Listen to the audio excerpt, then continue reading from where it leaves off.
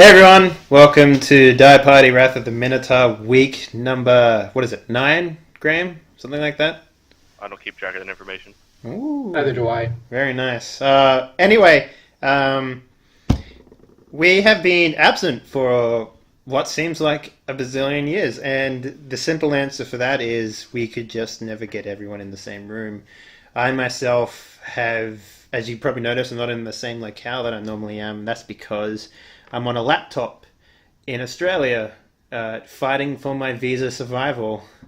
It's like the Hunger Games over here. The moment I came back, everyone started trying to shoot me with guns. It was weird.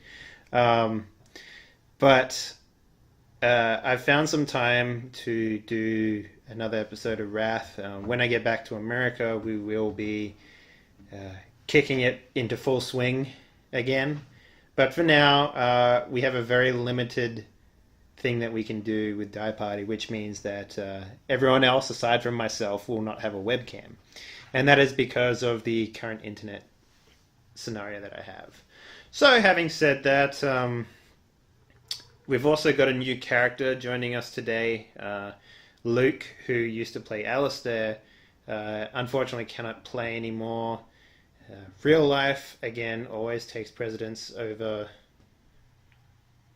anything to do with role-playing games. There should be the natural conclusion. So, having said that, let me introduce who we've got playing today. We got Jacob playing Engolard. Yo. We got myself playing Walzer, and the newcomer is going to be Mr. Wreckage, who will be playing Bovar. I don't fucking know how to say your name. Buffer. It's not that hard. It's Bafar. All right, Buffy. And as always, we have our DM. We have Graham, who will be taking the reins of Wrath the Minotaur. Yeah. That's pretty much the intro, guys. Graham, why don't you explain what it is that we'll be doing today? Would you like me to start at the beginning? Well, why don't you start with what happened last episode? The very last thing that happened was that. Well, let's take it back a little bit further than that. Okay. After Engelard, using the Shocking Grasp scroll, which was originally recovered from the very first ruined tower that Walzer And explored Oral. with his brother Oral. Hmm. Yes. Using that to slay Alaxis the Minotaur Mage. I do recall that, yeah. There was something awoke in the Vale, and presumably it is either the mortal Nigel Blackheart himself or some other entity that is moonlighting, or rather connected with Nigel Blackheart, which Alaxis said as much when he died. Hmm. Well, he said a lot of things when he died that didn't He, make a lot he of said sense. a lot of things when he died. Yeah. Yes, exactly. After that, the party, very slowly because of Alistair's condition, after being digested by the gelatinous cube, Mm-hmm. very slowly made their way back to the Wyvern Falls, where it was essentially the scene was one of utter horror. Old John's entrails were out of his body, and basically every resident of Wyvern Falls was being murdered or had been murdered by various undead, ghouls, and zombies, essentially. Mm-hmm. Right. By the time they made it all the way down to Wyvern Falls proper, there was practically nothing left. There was nobody left there. They fought some undead, they fought some skeletal goblins. That was pretty cool. But by the time they made it back to the Wyvern Falls proper, there was nothing left. I mean, it was just a wasteland. I mean, Bill and Ewan's farmhouse had been burned to the ground. Alistair's childhood home had been burned to the ground. And what all of the corpses had been struck by some magical lightning that came from the middle of the forest nearby, and basically rose the corpses, rose the corpses from the dead, and all of the dead begin to walk slowly into the forest, compelled by some sense of duty, perhaps. At that point, the party was introduced, or were found by a druid named Xander, who is a very large man, bigger than Walzer, as everybody else is. Walzer's a tall man, but everyone's fucking bigger than Walzer, so... I'm a goddamn giant. How tall is Engelhard? 6'6"? Walzer's like Something like that. 6'2" or something like that. Yeah. The only one that was not Yep, taller 6'6". than Walzer, I think, was Oral. I think Oral was a little shorter than I was. Murray? Well, he's a fucking halfling. I would hope he's smaller than me. Like, shit. Anywho, Xander was able to find Engelhard and Walzer a pair of horses, well, rather 4 horses. 4 horses, yeah. That they used to take the word quickly to Boswell Thistleborough's manor house, where they propositioned him for troops, essentially, militiamen and armies, and mostly dwarves, in order to basically be at their command and help to fight this, tide of evil. This tide of evil is a strong word. This tide of undead. Whether they be evil or not is another story. And that's essentially where we left the party. Yeah. We also managed to bring back was something 2,000 odd gold pieces. Right. Yeah. I believe it was something like 1,500, and then a gaggle of silver. No, we got rid of all the silver, and we literally took all the gold. I think it was like 2,000. I got it in my notebook at home, but I don't have it. Yeah. If that's true, then it was 1,500. 1,500. Yeah. Yeah, that's right. It was 500 gold pieces per person. Yeah. Exactly. I will also say, well, you know what? Since Alistair's not even here, I won't bother going through what happened to him. I will just let Xander tell you whenever you find him. Mm-hmm. All right. But let's pick up the story though, basically on the way back. On the way back. So it's the next morning. We stayed over. Yes. We got fresh horses. Yes. Or the same horses. Presumably the same horses, because Boswell's manor has about 4 horses, 2 of which belong to the guards, 1 of which belongs to Byron, and 1 of which belongs to Boswell. Right. It's also worth pointing out that we did find a courier, dead courier. Yes. Yeah. I think with a mysterious note. Yeah, and we just left his horse out and about because, for the most part, we simply just ignored the courier's message, even though we opened it and broke the seal and all that stuff. Yeah. It just wasn't pressing. No. All right. Was a property of the crown also, which may have been why you left it there. Yeah, well, it did say that anyone found with the horse who wasn't carrying an official messenger or something like that would be prosecuted. I think it was anybody that was riding the horse, but it doesn't matter right now. All right, so I guess we'll. The idea is that you are on your way back. You've been told by Boswell that there will be a squad, the same squad of dwarves who kind of patrol the north to south road between Fort Mitchell and the dwarven stronghold, the Gilbag stronghold. Will meet you about halfway back to Wyvern Falls. All right. Okay. Well, do you guys need to talk about it? Does Engelhard and Walzer rather need to talk about anything on the way back? Just not really. It would be idle chit chat. It'd be like, I'm surprised you're going to stay with us, Engelhard, considering how much gold we left behind. Well, I'm not going to leave Alistair behind. Not going to leave him behind. Kind of dick move, honestly. Well, with the amount of undead walking about, I wouldn't be surprised if anyone's stomach turned upside down and they ran away with a pile of money. It's a good option. It is, but that's just not how I am. Well, I'm happy to have you here, mate. Mate, not mate. Fuck. Mate. Would he not say that? No, he wouldn't say mate. No, he wouldn't. I mean, that was word that people. Okay, I won't get into it. So, we're supposed to meet a caravan of these little men up here. You had much interaction with dwarves? Sorry. And he's One of them cracking up. Just calling them little men. That's really funny to me. Sorry. I will. Do you guys need to do anything? Well, let's talk for a second about what happens when you get to Fort Mitchell. Well, this is the town we blew through before, right? It was, yeah. Remember when Alistair was hurt? He was stung by a wyvern, and you had to treat his wound. I do remember this place, yeah. All right. So, do you guys? I will change the picture. Picture. Yeah, I remember this place. It is a daytime. It's just like that. No clouds in the sky whatsoever. It's got the kind of wooden spiked wall and the kind of singular entrance. When you approach, how many horses do you have with you now? 4.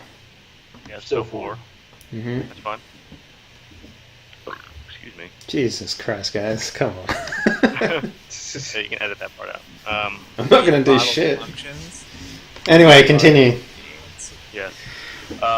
So when you get closer and closer to the door, you see that there are 2 guards standing guard, and one of them, the older one, essentially kind of walks into the middle of the road and says, "Halt! Tolls 8 copper pieces per head." We've been through here in the past 2 days. I'm pretty sure you can take our last toll and put it towards this one. Don't look familiar to me. Really? You had a bunch of riders come through here with 2 horses ahead previously in the last few days? In fact, yesterday, you had more than just one?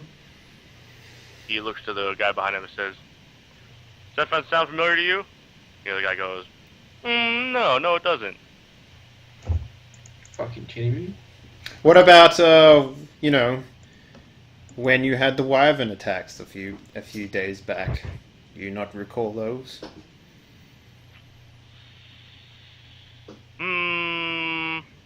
From what I can remember, the guards here were shitting in their drawers while we were dealing with the monsters outside. He'll laugh at that. He'll say, "Yeah, you know what?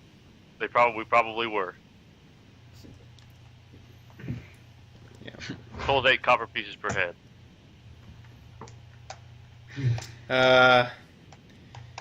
Well, I look over at Engelard and I'm like, how easy do you think it would be for you to split a gold coin? We have to pay. We have to pay. I look down at the guard. How tall is he compared to me, by the way? Is he a tall man? Let's see. No, he's actually quite short. All right, then I'll get off my horse. These guys are seem to be ill-fed and fairly scrawny for guards. All right, I get off my horse and I walk right up to him, and I get really close inside of his bubble of like his personal space, And then I'll sort of bend over and I'll look him square in the eye and I'll say, "You think you can break a gold coin?"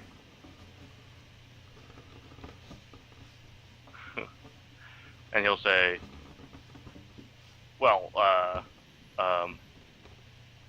do you want to make an intimidate? Are you trying to intimidate him?" Yes, I am. You can make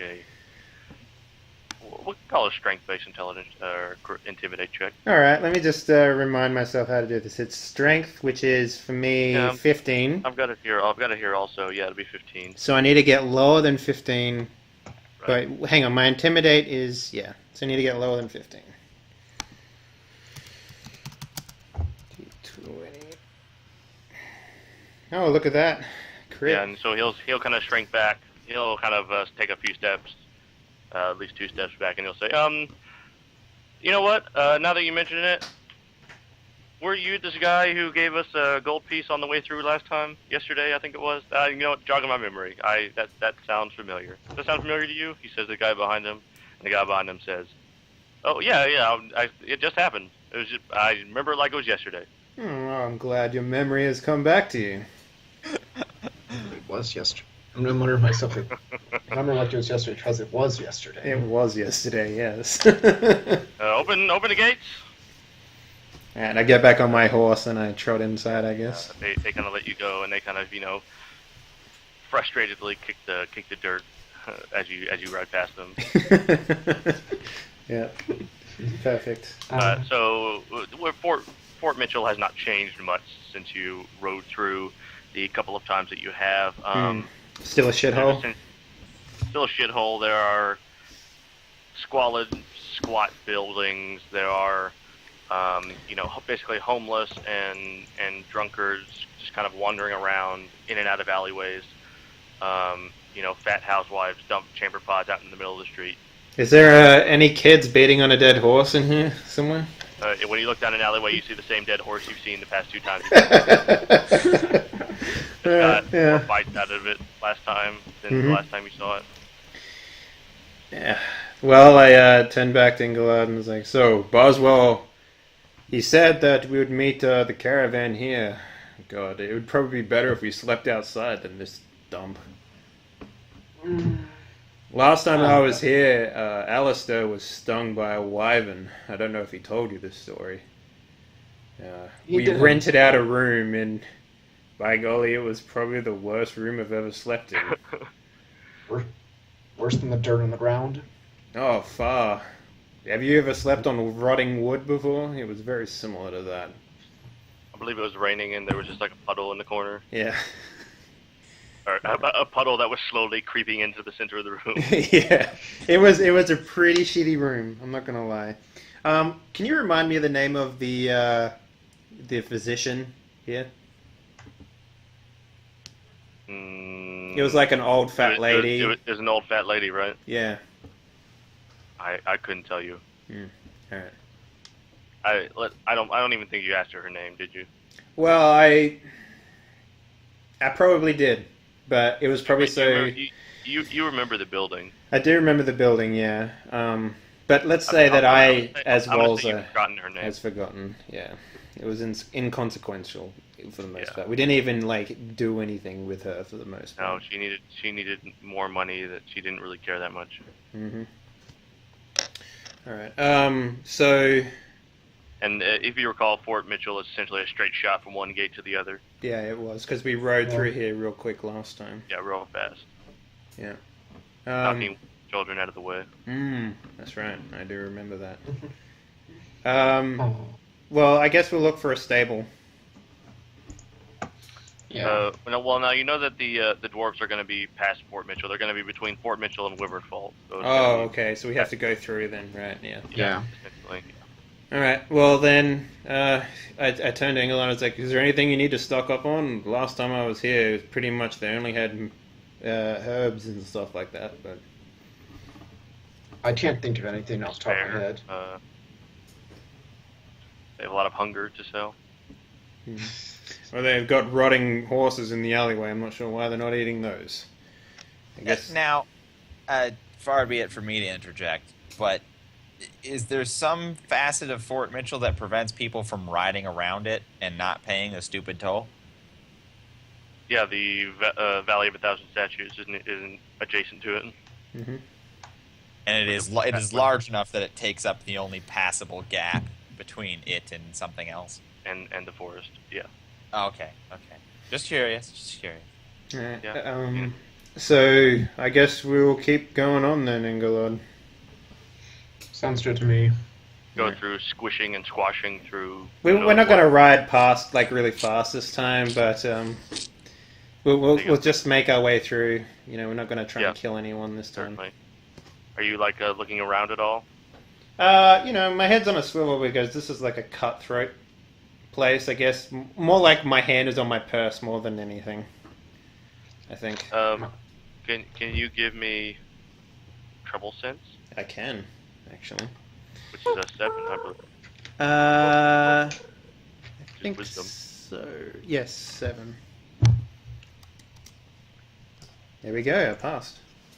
You see from a 3-story building to the left of you, you see what appears to be a man looking at you, kind of observing you as you ride by. He has a bushy mustache and a full beard.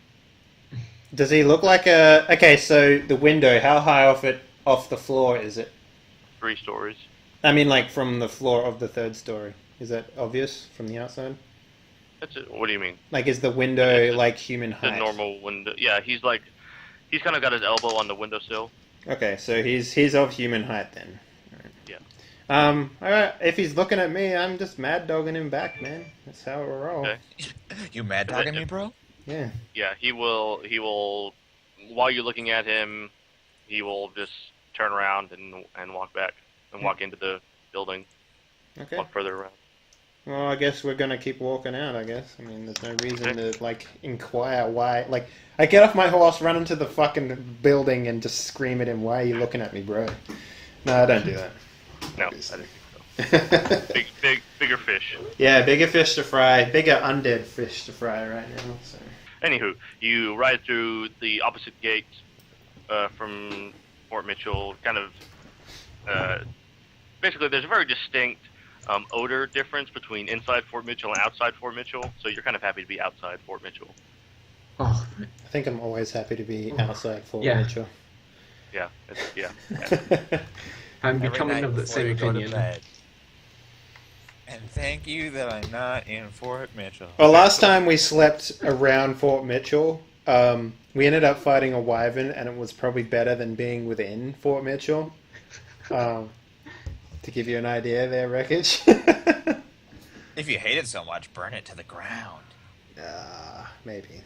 We're not That just put more tax on going through that place then. Anyway, You continue through Fort Mitchell and you continue north along the same road. Mm-hmm. And, hours pass as they are wont to do. The unstoppable march of time continues. Mm-hmm. I'll just Someday we will all die and turn to dust. I'll just be singing the entire way, Singing? What are you singing? Yeah. On the road again? Oh, yeah. No. I'm on the road again. Just saying on the road again over and over again. Okay. Angular, do you have any response to that? Mild irritation. Man, I have a beautiful singing voice. Do you just say mild irritation? No, I'm going to look irritated. Yeah. I'm Also, not going you to have a say very anything lovely because singing voice. I'm not going to say anything because I know he loves his singing. Yeah. You can just tell by the amount of passion he's putting into it. Oh, yeah, it's so much passion. Do you join in? No. There's not the time. Inappropriate. You think it's inappropriate, I imagine. Yeah. This is not the time nor the place. Oh, well, you'll get over it. Anywho, several hours pass. There's basically where you, on the road, there are basically about 30 feet from the road, there's the tree line to this forest that kind of, where the asylum is, and it goes to the right around Fort Mitchell, and it comes underneath Boswell's property and to the south very far. And so it's this kind of snaking forest that continues, it kind of has a lot of parts to it. It's a big forest. Anywho, so the forest, you can see the forest, and amongst the forest and near the forest there are a lot of rocks, and there are kind of a lot of tree stumps nearby that people used to sit on, and there are, fire pits that people have used for campsites for many a year. And you eventually, about halfway between Fort Mitchell and Wyvern Falls, you come across a sextet of dwarves, very clearly dwarves from what you can see. They are sitting very politely and quietly. Now, were we given a name for the troop? Yeah. So the leader of the troop is Bulvor, and Bulvor is the one you've seen before. Okay. He's kind of the leader. He's not the oldest, but he's the closest. I've told you. I remember Alistair had an anthropology check at one time. Yeah. Where he told you that the amount of braids in a dwarf's beard indicates how close he is to the patriarchy. I do remember him telling us that. And so Bulvor is not the oldest, but he is closest to the patriarchy. So what does he have, like 2? That's a good question. Because the last one we talked to had like 7, and he wasn't very high up. So. Well, that was him. It was 6, and that's him. Oh, that was the same guy that we talked to on the road then. Same guy. Okay. Same squad. So the braids, that means which child you are of the house. It's you. Like you're 13th. You are Right. 13 men away from the head of from My house. your specific house. Yes.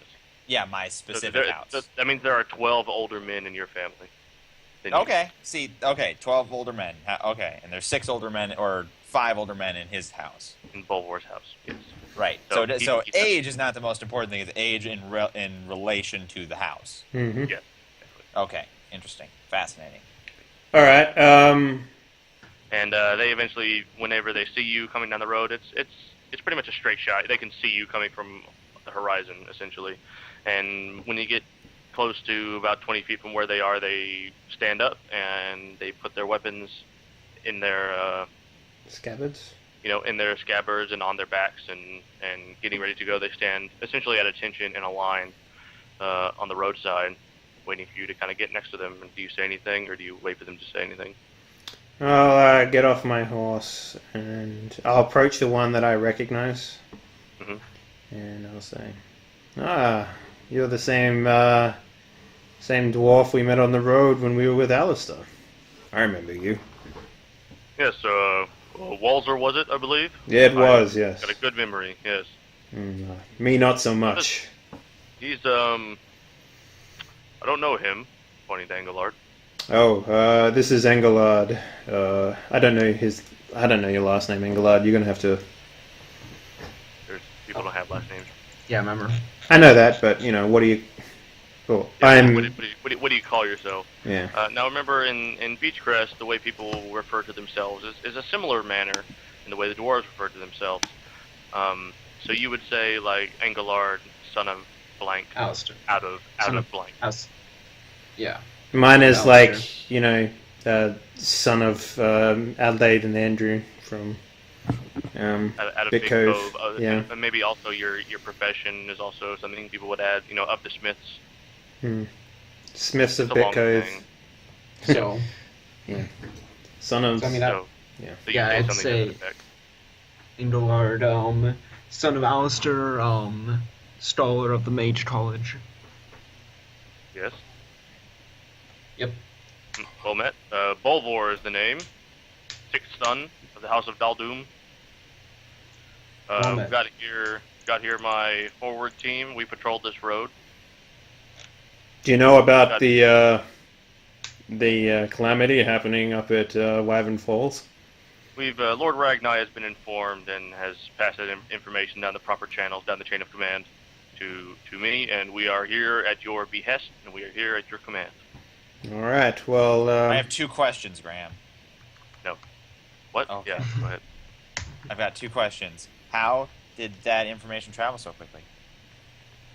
The bird. Didn't they have to ride super fast to go tell somebody, but then now these people back here know again already? Well, yeah. He's into Raven. Oh, okay, Ravens. And I have a second question, which is totally world-buildy, but it's actually eating at my brain right now. I want to know. Okay. When a male in a house of a dwarf dies, and therefore succession changes, is there like a ceremony of unbraiding one of your braids? And it's like really like intense and There dramatic? can be. It depends on how religious this house is or the stronghold is. All right. The Gilveg Interesting. stronghold owes allegiance to the Ulfvik stronghold, which is to the north. It's near the human capital. It's basically a dwarven capital near the human capital. Uh-huh. And the Ulfvik stronghold is theocratic in rulership, and so yes, I imagine there would be some sort of ceremony involved. There could Interesting. Fascinating. well, we left. Essentially, Bolvor says to you, he says, I present to you Thor, 8th son of the House of Bocklode, Bafar, 13th son of Norfolk, Balaam, 11th son of Daldum, Balin, 14th son of Thodal, and Dalim, 8th son of Thodal. Now, I have, I can talk in Dwarvish Bezakrak? Yeah, Bazakrak. As But can I. how much knowledge would I have on like dwarven heritage? I assume not much. I assume not much. Okay, then I'll turn around and I'll say, you guys sure have a lot of sons. Are you all blood related or something? No, sir. It doesn't necessarily work that way. It's me and Balaam here, being both of the House of Daldum. I am older than him. I am the 6th son. He is the 11th son. You see, I have 6 braids in my beard. He has 11. There are 10 people of our house older than Balaam, and there are 5 older than I. Sounds like your mothers are hard workers. There's not necessarily one. We don't come from one mother. I see. The house is many families. Can I whisper to someone next to me, like, did he just call our mothers whores? Yeah, I think he did. What an asshole. The squad is very well mannered and. Well, I hate to break up this this great meeting that we have, but we have left a friend of ours up with a well, I guess you could call him a man of the land. He was searching for his revenge for his family against what happened up at Wyvern Falls. So the faster we can get up there, the faster we can stop him from doing something foolish, which I assume You he's speak going of to the do. mage, Alistair. Yes, the one and the same. I recall him as well. Well, best be off then. Do you guys ride ponies or? We will march. Right, we have extra horses here. You could probably sit to a saddle. You guys aren't very big. You would know that would be a grave insult to dwarves because they can't ride full horses. Well, I can lead you. They This have to isn't about insult. This is about time. And he says, How many dwarves are there in the company? 6. To a horse. Well, two. Well, that What the does math that doesn't compute? add up. It had to be Yeah, 3 the a math horse. doesn't add up. Well, Yeah. and then you can have one on our horses as well. One on each, riding behind you like a bitch. It would be an affront to a dwarf's honor. Oh, are they saying anything to my suggestion? Well, yeah, I'm going. They will. I'm just saying that's what they. I'm telling you this out of character, and then Bolvor will say to you, "No, we will be perfectly happy to march," and then they begin to march. Yeah. Down the road. Well, I turn to Engelard and I'm like, shall we go ahead then? Or do you want to follow these little men? I say we should probably stick together. Us being there faster won't actually help too much. It could make a world of difference if you ask me, but if this is what you want to do. How fast do dwarves march? They're outdistancing you. We're on horses though, so. Yeah, the two guys on 4 horses standing still are being outpaced by the dwarves marching. Yeah. Well, obviously, but I mean, in relation to the speed at which they were previously traveling via horse, are dwarves particularly quick? So I want to trot up to. They walk as fast as humans walk. I want to trot up to the lead dwarf. What was his name? Bolvar. Bolvar. Yeah. And I want to say, I'm curious. Do you dwarves have any marching songs? God. Oh, do we? Mm-hmm. Oh, and then they begin to they sing a Hi-ho. marching song. Hi-ho. Yeah, not that though. It's off to war we go. They sing it. They sing it in Dwarven, and it sounds very gruff and very serious. All right. Well, I'll join in Bazarakian and sing with them if I can. Yeah, you do your best. Mm-hmm. Engelard. One of these things not like the other. When in Rome. When in Rome, act like Romans. Yep. I'm going to join in and try not to sound half-hearted. All right. So here's what I want to happen. I want to stop with the rest of the group, but then have Engelard keep singing, and he for 5 seconds is just pure embarrassment. Yeah, no, I get you. Yeah. Well, nearly the rest of the day is done. Basically, the sun is beginning to set. Mm-hmm. Let's call it 4-ish. The horses have never been worked so summertime. lazily in their lives. Yeah, they are. The horses are fine. They don't complain. Of course they don't. Yeah. And basically, you begin to see on the horizon the forest with the persimmons that grow, where you walk through, and where last time you came through this way, you were with Murray, and when you emerged from the persimmon trees, you saw fertile farmlands and chicken coops and field workers working, harvesting. So the outskirt grain. of Wyvern Falls. Yep. Then. Okay. Second time, now that you've come through here, you are with 6 dwarves, heavily armored and armed dwarves, 4 horses, and you make your way through the persimmon trees. But when you emerge this time from the trees, you see basically the skeleton of a town that once was. Where before you saw the farmer Erasmus harvesting his tomatoes, you see nothing. You see basically tomatoes that have fallen to the ground rotting, which is a perfect metaphor for what Wyvern Falls is doing, is rotting. Well, Nice subtlety, Graham. yeah. And then I turn back to the dwarves and I'm like, well, ladies and dwarves, I give to you Wyvern Falls. Oh, are you not? Did you not want to sing? Or were you? Yeah. Eventually, whenever they see this, yeah. Whenever you guys are singing through the forest, and then when you emerge, you see this, and they stop singing because they're in shock. Mm-hmm. And you keep singing. Yeah, I just keep going. Okay. I'm gonna stop with the dwarves. Okay. Time is of the essence, little friends. Let's keep going. Yes. And so you eventually, where are you going exactly? To where we left off with where we left Alistair because we were told that he would find us. Yes. So you go to Alistair's home, or you go to Old John's home, or you go. We go to the town center where we first met up with. Yeah, the church building rather. Yeah. Remember where you left I? Yeah, that's it. Alistair left I. Yeah. Mm-hmm. Yeah. And you wait, or you. And so Bolvor, when you get to the center of town, Bolvor kind of he calls for a hold by putting his fist up. I fist bump him.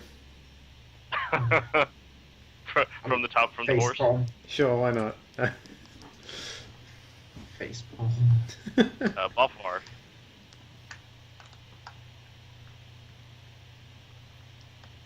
Make sure that's you. Spit. What? Hello? Yes. You. Bolvor What about me? Bolvor What did he say? I didn't hear it. Oh. Oh. Well, Sorry, he said, I didn't hear it. He said, Bolvor. Yeah. I don't know why that was funny. Yeah. What's that, old man? What do you need? He says, smell that? Do I? Yeah, you and actually, well, all the dwarves, and the humans too. They all smell kind of what a corpse smells like. Sadness. Got it. Corpse flesh. Yeah. Yeah, I'll say, rotting flesh. Yeah. So where are the undead that we were told would be here? I point yonder into the forest and was like, well, it seems like their maternal nature sent them that way, but we're here waiting for a... What is his class, sorry? I forget. Druid, yeah. Yeah, he had introduced himself as a druid. Yeah, so we are waiting for the druid to show up and take us to Alistair. I'm gonna start kicking around the remains of the church to see if I can find this eye. Well, remember the church. The church was a stone building, and it's largely untouched, except for the wooden pews have been destroyed. But yeah. Well, because it was in none the of that basement, construction right? is building. So It was in the basement. Yeah. I'm gonna go down to the basement. Okay. Leaving Angular with the dwarves awkwardly. Angular, do you say anything to the dwarves? I would just make chit chat and Basil Tractor. What does that sound? What does that sound like? Enough of that. I don't think that's what it sounds like. I mean, Any specific questions? No, just small, literally just like small, not as awkward as possible. Small talk. So, Or near awkward. where are you from? That kind of thing. How's the weather under the planet? Yeah, how's the weather where you're from? Oh my god. What about those not local that- sports teams? Huh? Okay. Yeah, no, fuck it. I'm just gonna make a couple awkward comments before shutting up. Okay. Nerves are getting to me. They're not impressed by your small talk skills. Right. Walter, when you go down to the basement, what exactly are you looking for? Just to see if the eye is still there? Yeah, I'm just gonna see if the eye is still about. It is, and you see that it is. Jesus. If you go to feel it, you see that it's hardened. Okay, I want to take it with me. Okay, now remember it's about 1.5 feet in diameter. Remind me how big a foot is. Oh, Like 30 centimeters? like a third of a meter. Yeah, something like that. Okay, so it's about 40 centimeters then. Is it like is it like a basketball? Actually, yeah, size? it's actually closer to 30. It's actually 30 centimeters. Okay. Alright, 30 centimeters, sure. I do have a backpack. It's now empty of gold. That's pretty much all I had, so I literally have an empty backpack, so I just put it in there. Yep. Okay, then what? Then I You're walk with out. the dwarves. Yes. Nearly silently, you don't really notice him, but Xander kind of winds his way around to the front of you. So he doesn't want to startle you or anything, essentially. So he's kind of working his way around to your front, so you can see him coming from a distance. All And right. he is actually jogging when he's coming towards you. Is he jogging? Which is like half jogging, half running?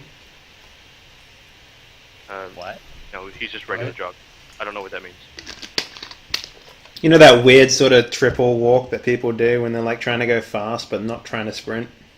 No, I don't actually know what you're talking about. Golf Okay. run. The sort of stop run, yeah. There's jogging, there's running, and there's sprinting. Well, it's in between. It's in between running and jogging. It's like sort of like you don't want to go into a sprint, but yeah, you want to go fast, but you want to look like you're power walking. Sort of like the Olympic walkers, you know. But that is behind jogging. Okay, whatever. Anyway, continue. When you, Walzer, when you come up the stairs Mm-hmm. and working outside, you see something moving quickly towards the group. Could be dangerous. Do I have my Lucerne with me? Yeah, of course. Okay. I want to whistle as loud as I can. Okay, Bothbar and Engelard. You hear a whistle. Could be dangerous coming from the church. We kill each other. Perfect. It's a whistle. The bonfire is not particularly. That's somebody whistling. I don't think zombies. No, it's whistle. it's a sharp sort of like attention whistle sort of thing. Yeah. You know what you'd use to like get a dog to come to you sort of thing. Yep. Something like that. I mean, it's going to some noise at least is going to startle me. I'm going to try and turn around. What's the door to the church like? There isn't one. It's been Oh, burnt. well, all what is the this? wood in this place has been burnt. What off, is the sort of thing. gap that the door used to fill like? Is it a big double doorway or was it just a? No, there actually was never a door. It's basically there is an entrance portal and there are kind of multiple side entrances. It's just kind of more like a stone structure, like a pavilion. Interesting. Okay. Well, I guess I'll just look in and see what the noise was. Lean out a little. Of course, you lean in and eventually you see it's Walzer, and everybody knows it's Walzer. Okay. I guess I wave. damn it. If dwarves wave, I wave. Hi. I point at Dwarves Oh, can my do anything it. eyes. moving, I That's guess. the point. Yeah. So eventually, Walzer makes it back to the dwarves in Engelard, and Xander makes it to dwarves in Engelard, and everybody looks at each other and they see that there's no danger. Roll my Hooray. eyes. All right, sounds good. Xander, Thanks for that, Graham. what you're welcome. Thanks for Xander that. comes up to you and he says, "There you are. I've been waiting for you." Yes, well, the dwarves would not literally get on the high horse. Well, that's understandable. Hey, he looks at the dwarves. Bazarakian! Ah! And he says, I'm glad the horses made it back. Yes, well, we And pushed them pretty hard in the he first pets day. one of them. Best tie him up and leave him here. We're going to be going into the forest, so we'll need him. Okay, you sure it's Alright. fine to leave them tied up here? Wouldn't it be best to let them wander? Hold on one second. I got to get the door. Okay, Think about that. Okay. 1 second.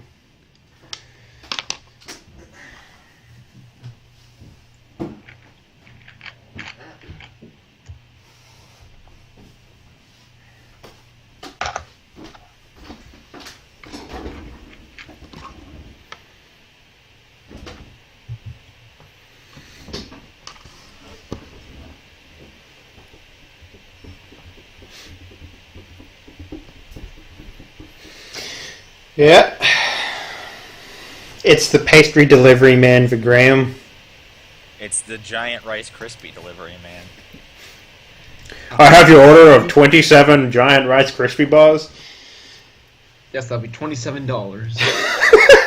That'll be $10. Why was it only 89 cents? Well, because it's made out of rice and sugar, And like the sadness. two least expensive things that are ever. Hey man, sugar is pretty expensive. That's fine. Okay. Sorry about that. You're okay. So Xander, how are the horses all tied together? Well, they're not tied together. Basically, you ride while holding the lead of another horse while you're holding the reins of another. Right. That So makes so Xander will attempt to commandeer the reins from the two rear horses, Okay. Alright. and he will begin to basically walk with them while you walk with the other two, presumably. Mm-hmm. Yeah. And he will talk to them. Oh yes, that's what I was going to take on my character sheet. It was fucking animal Handling, handling. land-based riding, something like Yeah. that. It was something to do with like being able to get horses. So like, I don't know. That's fine. We'll just go for now. And he will basically take them over to the basically the furthest property in town. Basically, so you guys are going to walk all the way across town. Sure. Or all the way. And town is a strong word. Basically, the collection of farm. Mm-hmm. Where there is a stable, which is where you looked for horses originally, and where Xander almost shot you. All right. Does that sound familiar? Yeah. And he will basically go and attempt to tie them up in a stable, because the stable is largely intact. That's the only one left. Is there water and feed? Xander has collected water and some oats. Okay. All right then. I'm satisfied with that. I assume we won't be Yeah. going too long, so. No, he says, and on the way there, Xander kind of tells you the story of what happened while you were gone. Okay. And he will say this, and so the dwarf can hear as well. And he will say, when you left, I took Alistair back to my cave to meet my partner, Filigree, and essentially give him the heads up on what's happening. She was There a is bear a- lady, right? He was a bear lady. Yeah. But you don't know that. I know. Yeah. And he says, Alistair, we were able to, me and Filigree were able to come up with a salve to ease the gelatinous cube burns. Hmm. and he was able to walk with greater ease than he could before. And those wounds will soon heal, and he kind of looks a little bit distressed at that because he's saying if he returns. If. Yeah. He says, Alistair, I told Alistair a plan that I had been working on since the undead arrived the other day. I am something of an herbalist, you see, and I collect materials. I have a grand collection of materials of herbs and poultices and whatnot, and I have some skill in disguise. And I was able to, I told this to him, that it would be possible for me to disguise him as an undead, a zombie, a dead person. I want to stop where I'm walking, and I want to put my hand on his shoulder, and I want to say... Oh, you reach up? Yeah. I reach up, and I'm like... I pull on his cuffings like a little girl. No. Mr. Bubbles! And I'm like, are you seriously telling me that he dressed up like a zombie to walk into a group of zombies? He was distressed over the loss of his family. He didn't want to leave them in there alone, to die alone. So you basically walked him into his own death. Oh my god. And he says, what do you mean?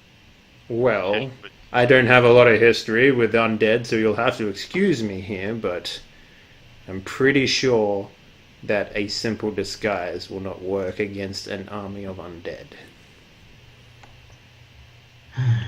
The idea was to investigate what was causing the undead to arrive in the first place, and that's what Alistair wanted to do.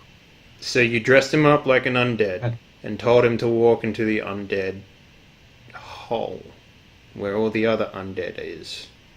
Yes. Does that not seem that would be like a bad idea?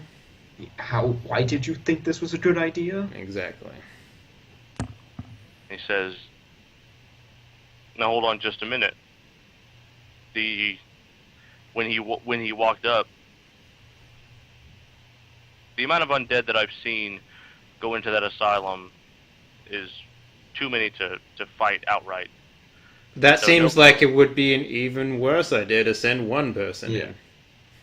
I'm going to interrupt them and be like, did it look like the disguise worked? I would say it worked perfectly. Alright, then I'll give a hearty smack onto Walzer's thigh and be like, cheer up. Looks like it worked. And he says, and Xander says, knowing the most about our enemy before we attack is the smartest move. I tell you what, Xander, and I look at him in the eye and try to be as imposing as possible here. If he is dead, it is on your head. Yes, I agree. Now, I don't think that's entirely fair. Now, hold up, little man. I turn back to Xander, and I'm like, he was not in any state mentally to be fighting nor scouting. I disagree. He seemed to have all his faculties to me. Yes, well, you live in the... No offense to you, Druid, but you live in the forest. You would not have any understanding of modern man, I assume. So, once again, if he is dead, know that I will be coming for you. Because you have essentially killed our friend. Bafar laughs. And then I will, continue to walk the horses towards the stables, I guess. Alright, I know. Well, Xander, basically before you get there, Xander will say, what would you have me do? We were coming back within a day. You found us. We have his choice. He made the decision. Yes, and any other human being on this planet, including myself, and hopefully I was assuming you, would understand that a man with nothing to lose is the least likely person to send in. Give him a day to mourn, at least. You did not even do that. Says I did tell him to wait for you. Obviously not good enough.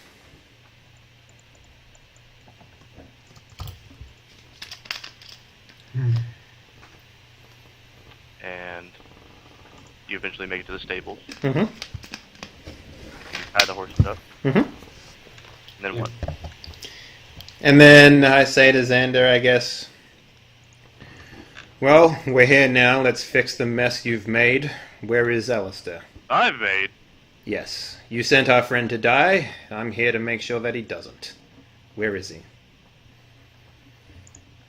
He's still in the asylum. Where do you think he hasn't come out yet? Well, then take us to the asylum. All right then. Xander's unhappy with your tone. I'm unhappy with Xander, so...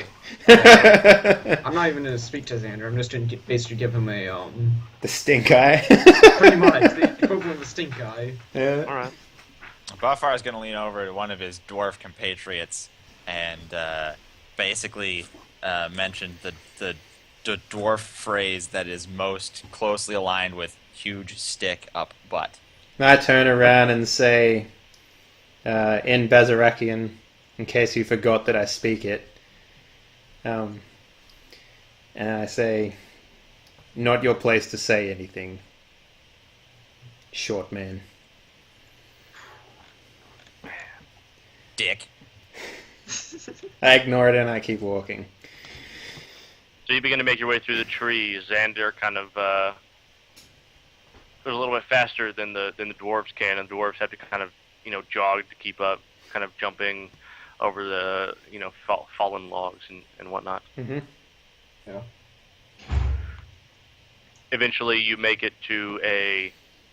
Well, Xander kind of crouches down and bids for you to do the same.